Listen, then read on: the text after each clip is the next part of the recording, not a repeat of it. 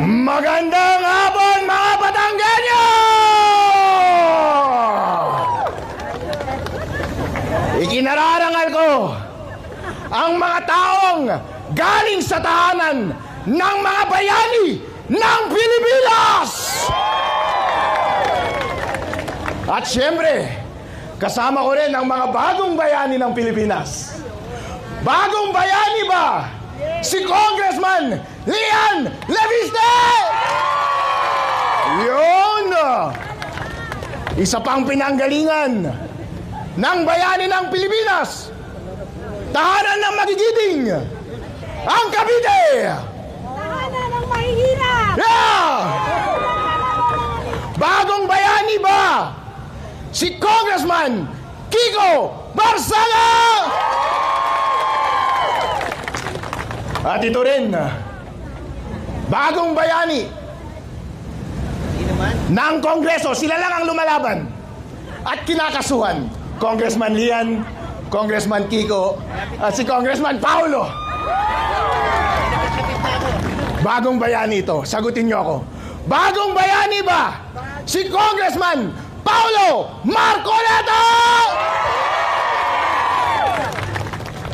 Ako po si Atty. Harold Respicio.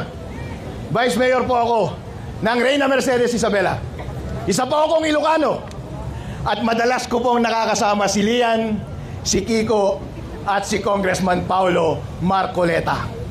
At nandito ako ngayon, kasama ko kayo para manawagan sa ating Pangulo na sa wakas ay magtrabaho ka na, sir!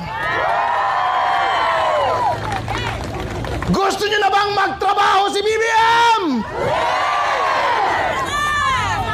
Gusto ko isigaw ninyo ng napakalakas. Malapit lang ang Malacanang dito. Gusto nyo na bang magtrabaho si BBM? Ayun. Ang tagal nang hindi nagtatrabaho si BBM. Na-scam tayo ni BBM. Sinong bumoto kay BBM?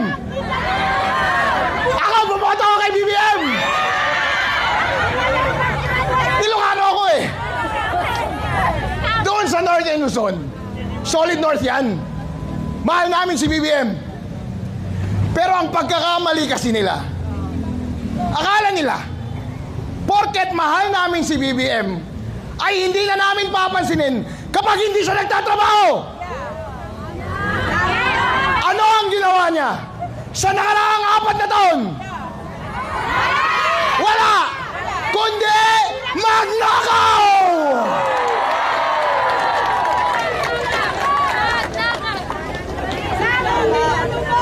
Kaya ngayon ang ating panawagan ay tanggalin na ang excise tax, tanggalin ang VAT, para sa panahon ng krisis ngayon ay maibsan naman ang ating kahirapan. Gusto nyo ba yan? BBM, pagkakataon mo na ito. Hindi pa huli ang lahat.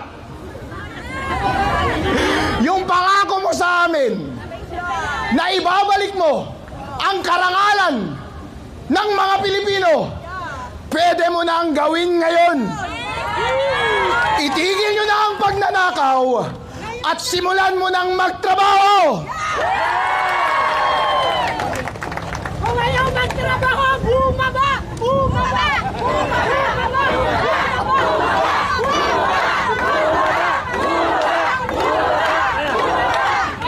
Alright, BBM, gusto ka na nilang bumaba. Pero ang problema, anong inaatupag ni BBM? Gustong tanggalin si Sara. Dahil gusto niyang ipagkait sa inyo, mga kababayan kong Pilipino, ang karapatan ninyong mamili ng gusto nyong leader sa susunod. Dahil kapag na-impeach si Vice President Sara Duterte, hindi na siya ang susunod na president natin. Gusto nyo ba ang mangyari na hindi maging presidente si VP Sara ng Pilipinas? Ngayon, BBM, hindi ko alam kung kaya mo ba magtrabaho. Sa sobrang kakakakokain mo ng ilang taon. At ngayon siguro, sa sobrang stress mo, ay nagkakasakit ka na. Sakit-sakitan! Bossing BBM, kami mula sa norte, mga Ilocano, mga Batanggenyo, mula Cavite, lahat ng mga Pilipino na nagnanais na maitigil na ang katiwalian, na maibsan ng ating kahirapan ngayong panahon ng krisis, at para magsimula na ang inyong pangako na umunlad ang Pilipinas. Gawin na natin ang ating trabaho at tama na ang pangapi sa mga bagong bayani ng Pilipinas. Maraming salamat po sa inyong lahat. Maraming